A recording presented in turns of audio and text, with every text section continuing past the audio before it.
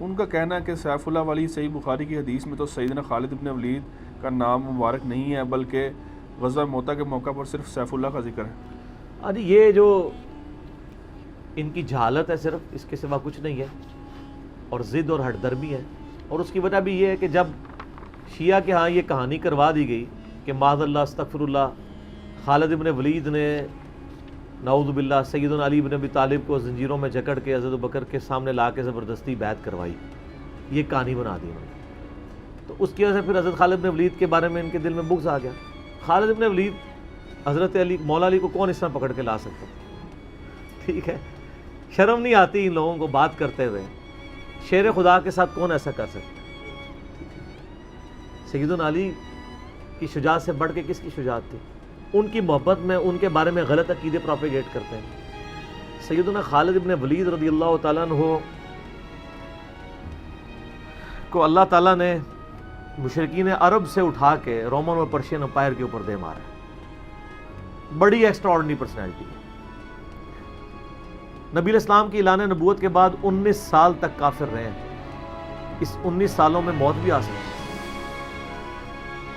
لیکن اللہ نے زندہ رکھا ہے۔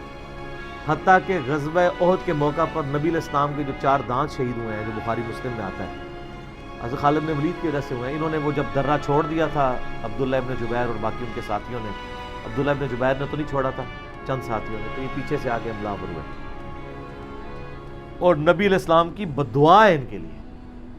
اس موقع پہ نبی علیہ السلام کی مبارک زبان سے نکل گیا، اللہ ایسی قوم کو کیسے ہدایت دے گا جنہوں نے اپنے نبی کا چہرہ خون سے رنگ دیا۔ تو سورہ ال عمران میں جہاں پہ صحابہ کرام کو اللہ تعالیٰ نے گرفت کی ہے نا 60 آیات میں کہ غزوہ احد پہ تم نے یہ غلطی کی، پھر اینڈ پہ معاف بھی فرما دیا، پہلی گرفت نبی علیہ السلام پہ آئی ہے، لیس لک من الامر شیء، اے نبی آپ کو تو کوئی اختیار نہیں، اللہ چاہے ان کو ہدایت دے دے۔ ہوئے ہوئے ہوئے ہوئے،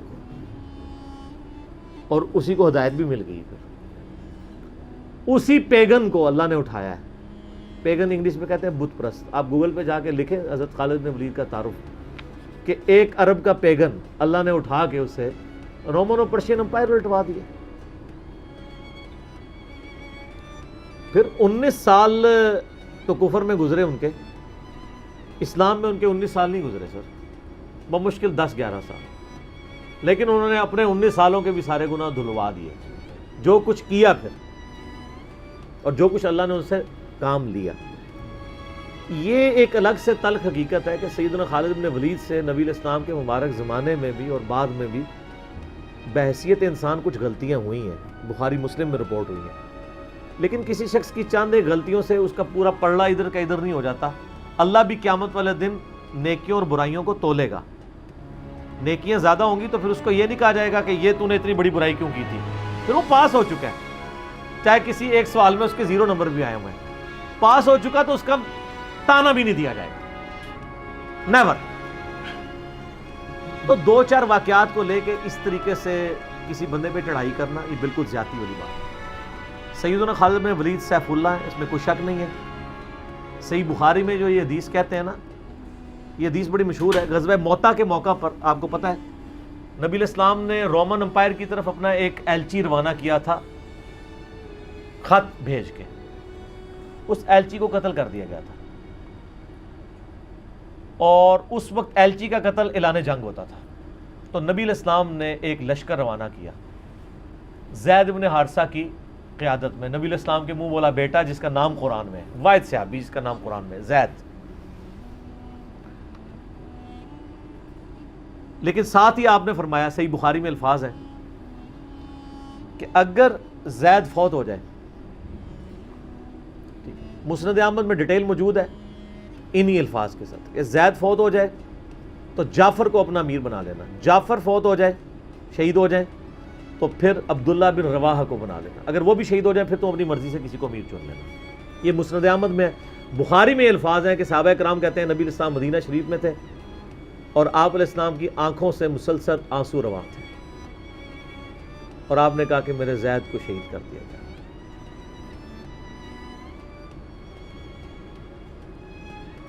اب مسلمانوں کا پرچم جعفر نے تھام لیا. جعفر بھی حضور کے لاڈلے سے، آپ کو پتہ ہے، جعفر طیار، حضرت علی کے بھائی، جن کے بارے میں بخاری میں آتا ہے کہ ان کے 2 بازو کٹ گئے تھے تو آپ علیہ السلام فرمایا میں نے اسے جنت میں اڑتے ہوئے دیکھا، اللہ نے اس کو 2 پر دے دیے.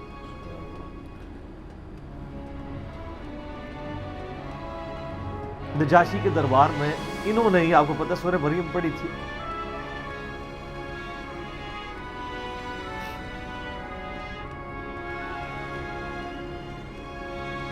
پھر آپ نے فرمایا کہ جعفر کو شہید کر دیا گیا. اب عبداللہ ابن رواحہ نے پرچم تھا، پھر آپ نے فرمایا اسے بھی شہید کر دیا گیا. پھر آپ نے فرمایا اب اللہ کی تلواروں میں سے ایک تلوار کو مسلمانوں نے اپنا امیر چن لیا، اور میں اللہ سے امید کرتا ہوں اللہ تعالیٰ اس کے ہاتھ پہ فتح دے، اور فتح ہو بھی گئی. یہ بخاری کی جو حدیث ہے نا، اس کے اوپر امام بخاری نے باب باندھا ہے مناقب خالد ابن ولید. حالانکہ اس میں خالد ابن ولید کا نام نہیں تھا، لیکن اس حدیث کے اوپر باب کیا باندھا؟ خالد ابن ولید، کیونکہ وہ سیف اللہ وہ تھے. سیوف من سیوف اللہ، اللہ کی تلواروں میں سے ایک تلوار کے ہاتھ میں جھنڈا آ گیا، اللہ تعالیٰ فتح دے دے گا، فتح ہو گئی. اس کے 3-4 طریقے بخاری میں، باقی طریق کے اندر نا خالد ابن ولید کا نام بھی موجود ہے کہ خالد ابن ولید کے ہاتھ میں اب پرچم آ گیا، اللہ نے فتح دے دی. اچھا، اور وہ فتح یہ ہوئی کہ بہت بڑا لشکر سامنے سے آ گیا تھا، حضرت خالد بن ولید اپنے لشکر کو بچا کے واپس لے آئے. یہ غزوہ موتا تھا، اور صحیح بخاری میں آتا ہے کہ 9 تلواریں حضرت خالد کے ہاتھ میں ٹوٹی تھیں اس دن. 9 تلواریں اس جنگ کے اندر. واپس آ گئے. پھر بعد میں خیر وہ ایک رومن امپائر والا پھر یرموک پہ جا کے کنکلوژن ہوئی نا. یہاں پہ بخاری میں الفاظ ایک طریق میں خالد بن ولید ہیں، دوسری میں سیف اللہ، اور امام بخاری نے باب بھی باندھ دیا تو سیف اللہ ثابت ہو گیا. اسی حدیث کا جو طریق مسند احمد میں ہے، اس میں الفاظ ہیں اللہ کی تلواروں میں سے ایک تلوار خالد ابن ولید. جامعہ ترمذی میں ایک حدیث صحیح سند کے ساتھ ہے کہ نبی علیہ السلام کے سامنے سے حضرت خالد ابن ولید گزرے تو آپ نے فرمایا کہ خالد بن ولید کتنا نیک بندہ ہے اللہ کا، اللہ کی تلواروں میں سے ایک تلوار ہے. آپ دیکھیں جس شخص کے لیے نبی علیہ السلام کی مبارک زبان سے بددعا نکلی، اسی مبارک زبان سے ان کو اللہ کی تلوار کا قرار دے دیا. ذالک فضل اللہ یؤتی من یشاء، یہ اللہ کی بے نیازی ہے. آپ تو کسی ایسے شخص کو معاف بھی نہ کرتے جس کی وجہ سے نبی کے 4 دانت شہید ہوئے. اللہ دیکھیں کیسے کیسے مجرمین کو معاف کر کے کس ایپیکس پہ فائز کر دیتا ہے، بندے نہیں معاف کرتے. اس طریقے سے صحیح بخاری میں حدیث ہے، حضرت عبداللہ ابن عباس کہتے ہیں کہ مجھ سے سیف اللہ خالد ابن ولید نے خود یہ حدیث بیان کی. تو بخاری میں خود سیف اللہ لقب عبداللہ ابن عباس نے، کہ ایک دن حضرت خالد ابن ولید نبی علیہ السلام کی بیوی سیدہ میمونہ جو کہ میری خالہ بھی ہیں حضرت عبداللہ ابن عباس، ان کے ہاں نبی علیہ السلام کے پاس بیٹھے ہوئے تھے تو انہوں نے بھونی ہوئی دب لا کے رکھی. عربی میں دب کہتے ہیں، دال با دب، اردو میں ہم اسے وہ گو، ویسے گو کا لفظ اپروپریٹ نہیں ہے، سانڈا لفظ ہے اصل میں، چھپکلی سے تھوڑی سی بڑی ہوتی ہے، حلال ہے کیونکہ یہ سبزی خور ہے. ہاں یہ سبزی خور ہے، عربی بڑے شوق سے کھاتے ہیں. گو دب کہتے ہیں. آپ یوٹیوب پہ بھی دب لکھیں نا تو پوری عربیوں کی ویڈیوز کھل جائیں گی. دب لا کے رکھی گئی بھنی ہوئی. تو حضرت خالد بن ولید کہتے ہیں میں بڑے شوق سے کھانا شروع کیا اور حضور مجھے بڑے دیکھ رہے تھے ایسے، وہ اتنے ذوق و شوق سے کھا رہے تھے. تو میں نے کہا یا رسول اللہ آپ بھی؟ تو آپ فرمایا کہ میرے علاقے کی غذا نہیں ہے، میں نہیں کھاتا، یعنی حرام. ان کا یا رسول اللہ کیا حرام ہے؟ آپ فرمایا حرام نہیں ہے، مجھے پسند نہیں ہے. اس سے یہ بھی بات پتہ چلی کہ اگر کسی کو کوئی رزق پسند نہ ہو تو اس میں کوئی گناہ اور عیب والی بات نہیں ہے. یہاں تو کہتے ہیں جس کو کدو پسند نہیں ہے اس کی گردن اتار دو. کہنا نہ قاضی ابو یوسف کی طرف ایک جھوٹا واقعہ مشہور کیا ہوا ہے. وہ اللہ نے یعنی اتنی چیزیں اس لیے بنائی ہیں نا، کسی کو ایک چیز پسند ہوگی کسی کو دوسری، تو اس میں بھی سیف اللہ کے الفاظ ہیں.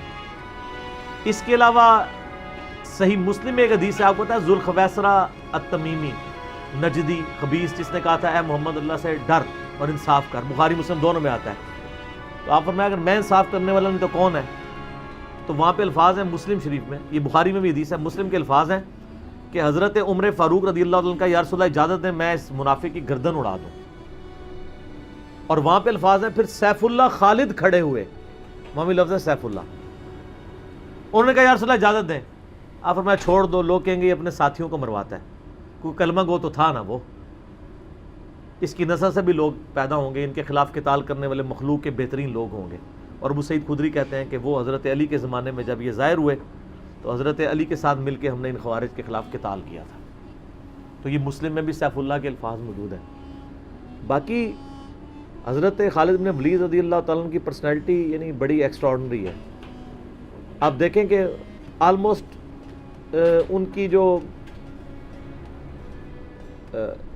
عمر مبارک ہے وہ بلو 45 تھی جب وہ فوت ہوئے حضرت عمر کے دور کے اندر. حضرت ابوبکر صدیق کے دور کے اندر وہ آرمی چیف تھے. وہ سر عمر سیریز پھر دیکھیں تو آپ کو پتہ چلے. انہوں نے ایک ایک چیز فلمائی ہے. مسیلمہ کذاب کے خلاف قتال میں کون لیڈ کر رہا تھا؟ خالد بن ولید. جتنے عرب کے قبائل مرتد ہوئے ہیں ان کے خلاف حضرت خالد بن ولید کو بھیجا. اور اس کے بعد پرشین امپائر کا جب جہاد شروع ہوا ہے تو شروع کی ساری مہمات میں حضرت خالد بن ولید تھے. تو کرتے کرتے اس دوران کچھ واقعات رپورٹ ہوتے تھے ایسے. حضرت ابوبکر صدیق سے حضرت عمر مخالفت کرتے تھے. وہ کہتے تھے یہ اپنی طرف سے کچھ ڈسیزن کر لیتا ہے, اس کو چاہیے کہ امیر کی اطاعت کرے. تو حضرت ابوبکر صدیق کہتے تھے کہ اگر وہ میرے حکم کا انتظار کرے گا تو 1 مہینہ تو خط پہنچنے میں لگے گا, ایک جانے میں اس وقت تک اس کے ہاتھ سے موقع ہی نکل جائے. تو میں نے اسے اختیار دیا ہوا ہے. کوئی موبائل فون یا کوئی اس وقت واٹس ایپ تو ہے نہیں تھا. لیکن حضرت عمر ذرا ڈسپلن کے بہت سخت تھے. وہ کہتے تھے اس طرح ان کو خود ڈیسیژن نہیں لینا چاہیے, کیونکہ اس میں 1-2 مسئلے ان سے مس ہینڈل بھی ہو گئے تھے. تو جب اتنے بندہ کام کر رہا ہوتا ہے 1-2 مسئلے تو مس ہینڈل ہو جاتے ہیں. ہم سمجھتے ہیں مس ہینڈل ہونے کا مطلب ہے 0 سے ملٹیپلائی. ایک طبقہ یہ سمجھتا ہے, دوسرا کہتا نہیں کہ چونکہ اس کی شان بہت ہے لہٰذا مس ہینڈل ہو نہیں سکتا. یہ دونوں ایکسٹریم ہیں. وہ پیغمبر ہی ہے جس کو اللہ تعالیٰ نے رول ماڈل بنایا ہے, وہی بیلنس ہے. تو پھر جنگ یرموک کا موقع جب آیا, رومن امپائر کے خلاف فیصلہ کن جنگ تھی جو, تو عین میدان جنگ میں حضرت ابوبکر صدیق فوت ہو گئے. حضرت عمر نے پہلا ڈیسیژن یہ کیا کہ خالد بن ولید کو آرمی چیف کے عہدے سے معزول. ہائے ہائے سر, بالکل آپ آخری اوور چل رہے ہوں اور آپ کا جو پلیئر سینچری پہ سینچری مار رہا ہو, آپ اس کو کہیں اس کو واپس آ جاؤ اور ایک نیا پلیئر بھیج دیں. جو کریز پہ سیٹ تھا اس کو آپ واپس بلا لیں. یہ وہ شخص کر سکتا ہے جس کا خدا پہ یقین ہو. تو اور آپ کو پتہ ہے حضرت عمر کے رشتہ دار تھے قریبی, انہی کے قبیلے سے تھے حضرت خالد بن ولید. حضرت خالد بن ولید کو پتہ تھا کہ یہ اگر عمر خلیفہ بنے گا نا تو پھر میرا معاملہ پہلے ہوگا. اور وہی ہوا. ابو عبیدہ ابن جراح کو بنا کے بھیج دیا. لوگوں میں بڑی چیمہ گوئیاں شروع ہوئی کہ لو جی سب سے بڑی آرمی کے خلاف جنگ ہو رہی ہے, سب سے بڑی سپر پاور, اور عین میدان جنگ میں یہ ڈیسیژن کر دیا ہے, اگر مسلمان ہار گئے پھر کیا ہوگا, یہ وہ اللہ نے فتح دے دی. فتح ہوئی تو اب جب لوگ آ کے مبارک باتیں پیش کر رہے ہیں, پھر حضرت عمر نے آ کے مسجد نبی میں خطبہ دیا. انہوں نے کہا خدا کے لیے میں تم سے یہی تو چیز ختم کرنا چاہتا تھا کہ یہ فتوحات خالد کی وجہ سے نہیں ہو رہی, رب خالد کی وجہ سے ہو رہی ہے. کل کو خالد نہیں رہے گا تو تم کیا سمجھو گے کہ اسلام ختم ہو جائے گا؟ اسلام نے تو آگے چلنا ہے. ٹھیک ہے. پھر انہوں نے کہا میری دوسری حکمت یہ تھی کہ مجھے پتہ ہے کہ اب یہ رومن امپائر مسلمانوں کے پاس آ جائے گی, بیت المقدس بھی فتح ہو گیا پھر بعد میں. تو خالد بن ولید جو ہے یہ جنگ کی فیلڈ کا ماسٹر ہے, اور جب کوئی علاقہ فتح ہو جاتا ہے پھر کسی جنگجو کی وہاں گورنر لگانے کی ضرورت نہیں ہوتی, بلکہ کسی ایسے شخص کو گورنر لگانے کی ضرورت ہوتی ہے جو ہیومن انسٹنکٹ سے واقف ہو, جس کو ہیومن مینجمنٹ آتی ہو. تو خالد تو ہمیشہ تلوار کے ساتھ ہی کھیلا ہے, اس کو ہیومن مینجمنٹ نہیں آتی. تو میں نے اس شخص کا انتخاب کیا ہے جس کو سب سے زیادہ رسول اللہ صلی اللہ علیہ وسلم کی صحبت کا شرف حاصل ہے. اور بخاری مسلم میں حدیث ہے کہ نبی علیہ السلام نے فرمایا کہ ہر نبی کے ساتھ ایک امین ہوتا ہے, اور میرا امین جو ہے وہ ابو عبیدہ ابن جراح ہے. ان کو پھر یعنی یرموک میں حضرت عمر نے یعنی آرمی چیف لگایا اور فتح ہوئی. اس کے بعد بیت المقدس بھی فتح ہو گیا, کیونکہ ابو عبیدہ جو ہے وہ شروع کے مسلمانوں میں سے ہیں, مکی دور کے. اب بعد میں لوگوں کو اسلام سکھانا تھا تو ایسے بندے کی ضرورت تھی نا. تو پھر حضرت عمر آپ کو پتہ ہے نا دورے پہ بھی گئے تھے بیت المقدس کی چابیاں لینے کے لیے. تو وہاں پہ کئی واقعات ہیں. ان میں سے ایک جو واقعہ ابو عبیدہ کا جو کہ ذکر ہوا ہے, تو اس کے بعد حضرت عمر ابو عبیدہ کو کہتے ہیں مجھے اپنے اب آپ آفس میں لے چلو.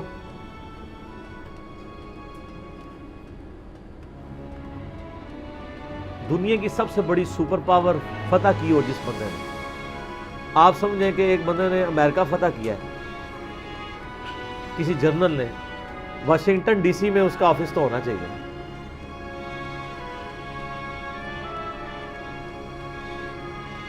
حضرت عمر رضی اللہ تعالیٰ عنہ کو ابو عبیدہ جب اپنے یعنی آفس میں لے کے گئے تو آفس کیا تھا, اسی قلعے کا ایک پرانا سا کمرہ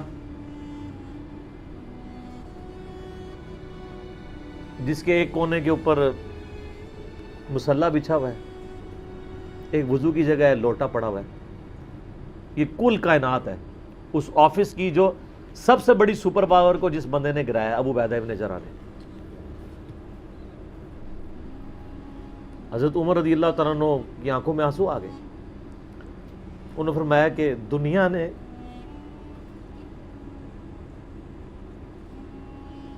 ہر بندے کے اوپر اپنا اثر چھوڑا ہے سوائے ابو عبیدہ ابن جراح کے. دنیا اسے شکست نہیں دے سکی. دنیا سے مراد دنیا کی محبت. ہر بندے نے اپنا حصہ لے لیا. اس لیے آپ کو پتا ہے نا کہ حضرت عمر اپنے دور خلافت میں ابو عبیدہ ابن جراح کو بار بار خط لکھتے رہے کہ آپ ادھر آ جائیں, کیونکہ حضرت عمر چاہتے تھے کہ میں اپنے بعد ان کو خلیفہ نامزد کروں, اس لیے کہ وہ امین الامت ہے. لیکن وہ پھر حضرت عمر کے دور میں طاعون کے مرض میں جو پھیلی تھی شام میں, اس میں وہ پھر شہید ہو گئے, اور وہی ان کا پھر وہ قبر بن گئی. سر میرا سوال ہے کہ طاعون کا مرض آپ کو پتہ ہے کہ کیا تھا؟ جسم پہ پورے پھوڑے نکلتے تھے کینسر کے. تو کیا حضرت ابو عبیدہ ابن جراح ناکام گئے دنیا سے؟ کیسا جی کوئی بندہ مرا تھا, بڑا نورانی چہرہ تھا, یہ تھا وہ تھا. ہر بندے نے اپنے بنائے ہوئے. ایک بندہ پھوڑوں کی تکلیف سے مرا ہے, بخاری مسلم کی حدیث ہے, جو طاعون کے مرض میں مرا وہ شہید ہے. تو وہ مرے تو بستر مرگ پہ ہے لیکن شہید ہے. اور دوسری طرف خالد بن ولید آپ دیکھ لیں, سینکڑوں جنگوں میں حصہ لیا انہوں نے, کسی ایک جنگ میں شکست نہیں کھائی. حتیٰ کہ جو کافروں کی طرف سے بھی غزوہ احد لڑی ہے اس میں بھی ان کو شکست نہیں ہوئی. جسم پہ حضرت خالد بن ولید کہا کرتے تھے میرے جسم کا کوئی حصہ نہیں جس پہ برچھی یا نیزے یا تلوار کا نشان نہ ہو. ظاہر ہے اتنی جنگوں میں زخم لگ جاتے ہیں, لیکن میں بھی آج ایک بوڑھے اونٹ کی طرح بستر مرگ پہ مر رہا ہوں. میں نے سینکڑوں جنگوں میں اپنی موت کو تلاش کیا لیکن موت نہیں آئی. اس کا مطلب ہے موت جو ہے وہ اس پہ ڈیپینڈنٹ نہیں ہے کہ آپ میدان جنگ میں گئے ہوئے ہیں. ان کو موت میدان جنگ میں اس لیے نہیں آنی تھی کہ وہ اللہ کی تلوار تھے. اللہ کی تلوار تو نہیں ٹوٹ سکتی تھی. تو ان کا آج میں بھی بوڑھے اونٹ کی طرح بستر مرگ پہ مر رہا ہوں. صرف میں تمہیں یہ بتانا چاہ رہا ہوں کہ موت کا میدان جنگ سے کوئی تعلق نہیں. ویسے تو مسلم شریف میں حدیث ہے جو شخص شہادت کی تمنا کے ساتھ اپنے بسترے پہ بھی مرا اللہ تعالیٰ اسے شہید ہونے کا ثواب دے دے گا. ہمیں نیت کرنی چاہیے. یہ حضرت خالد بن ولید کے شعر ہیں کہ میں بھی اگر موت میدان جنگ میں آتی تو مجھے آتی جس نے سینکڑوں مار کے لڑے ہیں, اور سر پیچھے بیٹھ کے نہیں آج کل کے جرنیلوں کی طرح, فرنٹ سے لیڈ کر کے. تو یہ ان کے اشعار آج بھی ان کا جو قبر یا مزار بنا ہے اس کے ساتھ ایڈجسٹنٹ مسجد کی دیوار کے اوپر یہ شعر لکھے ہوئے ہیں. آپ یوٹیوب پہ جا کے دیکھیں تو آپ کو مل جائیں گے. فرنٹ سے لیڈ کر کے پوری زندگی لڑے ہیں. باقی ان سے جو کچھ واقعات مس ہینڈل ہوئے ہیں اس سے آپ ان کی یہ نہیں کہہ سکتے کہ زندگی زیرو سے ملٹیپلائی کر رہی, کیونکہ جو بندہ موت کو گلے لگانے کے لیے ہر وقت تیار ہو, اس کے بارے میں یہ کہنا کہ وہ کسی عورت کے معاملے میں مطلب وہ اس سے محبت کے چکر میں اس نے اس کے یعنی خاوند کو مروا دیا, جو ایک واقعہ ملتا ہے, ایسا نہیں تھا. کیونکہ حضرت عبداللہ بن عمر اور عمار بن یاسر آپ کو پتہ ہے یہ رپورٹر تھے حضرت ابو بکر کے. غزوہ جب وہ جنگ یمامہ کے بعد واپس آئے نا, انہوں نے آگے رپورٹنگ کی, انہوں نے پوچھا ہاں بتاؤ اتنے مار کے لڑے, کیا ہوا کیا ہوا؟ تو عمار بن یاسر نے کہا کہ اللہ کی قسم آپ جنگ یمامہ تو جیتی حضرت خالد بن ولید کی وجہ سے, پہلے تو پسپائی ہو گئی تھی, 700 وفات شہید ہو گئے تھے, حضرت خالد بن ولید اکیلے آگے چلے گئے تھے جسے روپ پڑا تھا. تو انہوں نے کہا کہ اے امیر المومنین, خالد ہم میں سے اگر کوئی شہید ہوتا سب سے پہلے خالد ہوتا, یہ ہر جنگ میں سب سے پہلے آگے جا کے لڑتے تھے, اور اگر کوئی سب سے پہلے دشمنوں کے تیروں اور نیزوں کا شکار ہوتا تو خالد بن ولید ہوتا. تو جب جس بندے کی زندگی کی کمٹمنٹ کا لیول یہ ہو نا, اس کے لیے عورتوں کا شگف کوئی شگف نہیں ہوتا. جب بندہ جان ہتھیلی پہ رکھ کے جا رہا ہو, سر یہ ہماری سچویشن نہیں ہے, تو وہ آپ کسی بندے کی اجتہادی خطا یا کہیں پہ کوئی اس کا مسئلہ, وہ ایک علیحدہ بات ہے. اوورآل جو بندہ اتنا کمٹمنٹ کے ساتھ لڑ رہا ہو, اس کے بارے میں یہ بدگمانی نہیں کی جا سکتی کہ اس کے اندر کوئی اس حوالے سے جھول پایا جاتا ہے. بل خالد بن ولید رضی اللہ تعالیٰ عنہ مسلمانوں کے ہیرو ہیں. باپ کے بارے میں قرآن میں اتنے سخت الفاظ ہیں, اور بیٹا دیکھ لیں, ٹھیک ہے. اور آپ کو پتہ ہے کہ حضرت خالد بن ولید حضرت عمر کی زندگی میں فوت ہو گئے تھے. ان کی جب شہادت, ان کی فوت ہونے کی خبر جب مدینہ شریف میں آئی نا, کچھ عورتوں نے واویلا کرنا شروع کر دیا. حضرت عمر آپ کو پتا ہے بڑے سخت مزاج تھے, ان کا یہ عورتیں کیوں رو رہی ہیں, کیا ہوا ہے؟ تو بتایا کہ خالد بن ولید فوت ہو. حضرت عمر نے رونا شروع کر دیا, حالانکہ خود معزول کیا ہوا تھا, لیکن وہ اللہ کے لیے کیا ہوا تھا نا, اپنی ذات کے لیے نہیں. آپ فرمائیں ان عورتوں کو رونے دو. خالد واقعی اس قابل ہے کہ اس کے اوپر رویا جائے, کیونکہ باقیوں کی اگر کوئی تعریف کرتا ہے تو غلوب ہو سکتا ہے. خالد نے اتنا کچھ اسلام کے لیے کیا ہے کہ اگر یہ روتے ہوئے, ان نوحہ جو حرام قرار دیا کہ نا, وہ اس طرح کا نوحہ ہے جس میں آپ جھوٹی تعریف کریں. اگر کوئی روتے ہوئے کسی کی سچی تعریف کر دیتا ہے کہ اس کی وجہ سے اسلام کی یہ خدمت ہوئی, سر وہ نوحہ تو حضرت عمر کے اوپر کیا ہے, وہ نوحہ تو جائز ہے جس میں گریبان چاک نہ ہو, جھوٹی تعریف نہ ہو, آپ کلمات. تو حضرت عمر نے کہا کہ خالد اس قابل ہے کہ اس کے لیے عورتوں کو نوحہ کرنے دو, جو کچھ اس نے اسلام کے لیے خدمات کی. حضرت عمر کے اوپر نہیں کیا. بخاری مسلم دونوں میں حدیث ہے, عبداللہ ابن عباس کہتے ہیں کہ حضرت عمر کی میت رکھی ہوئی تھی, اور لوگ آ کے آپ کی میت پہ سلام پڑھتے تھے اور آپ کے لیے تعریفی کلمات کہتے تھے کہ اللہ تعالیٰ آپ کے ساتھ اچھا معاملہ کرے, آپ کی وجہ سے اسلام کو عروج ملا, یرموک کے اندر اور قادسیہ کے اندر اللہ نے فتوحات دی, رومن پرشین امپائر مسلمانوں کے پاس آئی, خزانے آئے. اتنے میں عبداللہ ابن عباس کہتے ہیں, بخاری مسلم دونوں میں حدیث ہے, ایک شخص میرے پیچھے آ کے کھڑا ہوا اور اس نے میرے کندھے پہ یوں کونی رکھی اور اس نے کہا اے عمر اللہ تجھ پہ رحم کرے, تو اس روئے عرض پہ ایسا شخص تھا کہ میری خواہش تھی کہ میں اللہ کے حضور اگر پیش ہوں نا تو میں تیرے اعمال کے ساتھ پیش ہوں. ہائے ہائے ہائے, تیرے اعمال اس قابل ہیں کہ میں چاہتا ہوں میں ان اعمال کے ساتھ اللہ کے سامنے پیش ہوں. اور میں نے رسول اللہ سے بارہا سنا تھا, میں ابو بکر اور عمر نے یہ کیا, میں ابو بکر اور عمر فلاں جگہ گئے, میں ابو بکر اور عمر داخل ہوئے, میں ابو بکر اور عمر نکلے. مجھے امید تھی کہ تم اپنے دو ساتھیوں سے جا ملو گے. کس کے ساتھ؟ رسول اللہ اور ابو بکر صلی اللہ علیہ وآلہ وسلم رضی اللہ تعالیٰ عنہ. تو ابن عباس کہتے ہیں کہ میں نے جب یوں مڑ کے دیکھا تو حضرت علی بن ابی طالب تھے جو یہ تعریفی کلمات حضرت عمر کی میت پہ کہہ رہے تھے. سر مولا علی کسی کے لیے تعریفی کلمات کے اور اس لیول کے کہ میں تیرے اعمال کے ساتھ اللہ کے حضور پیش ہونا چاہتا ہوں, اس کو اور کسی سرٹیفکیٹ کی ضرورت نہیں ہے, جس کی خود فضیلت میں اتنا کچھ ہے. اور آپ دیکھیں کس طرح اب یہ سارے تعریفی کلمات میت پہ ہی کہے جا رہے تھے نا, اس طرح کے وہ ان کے لائق تھا کہ ان کے لیے لوگ یہ تعریفی کلمات پڑھتے. واقعی انہوں نے اسلام کو کنٹریبیوٹ کیا. یہاں تو جن لوگوں نے اسلام کا جنازہ نکالا ہے, بدعقیدگیاں پھیلائی ہیں, لوگ ان کی کہتے ہیں بڑی خدمات ہیں. پھر میں بار بار پوچھتا ہوں کیا خدمات ہیں؟ کس صوفی بزرگ نے جو ہے وہ بخاری کا ترجمہ کر دیا ہے اپنی مدر ٹنگ کے اندر, کس نے قرآن کا ترجمہ کر دیا, پھر کہتے ہیں خدمات ہیں. خدمات جن لوگوں کی ہیں وہ نظر آ رہی ہیں. آج تک لوگ ان کا نام لیتے ہیں تو رضی اللہ تعالیٰ عنہ کہتے ہیں, ان کے لیے دعائیں مانگتے ہیں, ان کی زندگی میں بھی, ان کی وفات کے بعد بھی, قیامت تک. ٹھیک ہو گیا.